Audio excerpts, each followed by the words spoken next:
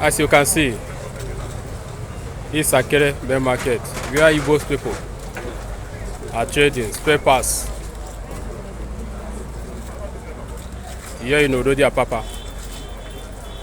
It's being burned down today, being 8th of March 2023. This is the effect of after election. Just imagine what's happening here.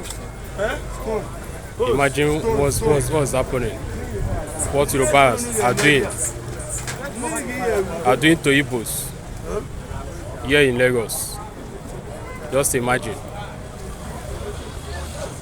Just because of election. They say, why should Igbo vote for a Labour Party? This is it. This is it. Yorubas, they are claiming that they are the owner of Lagos. And for that reason, the Igbos must leave.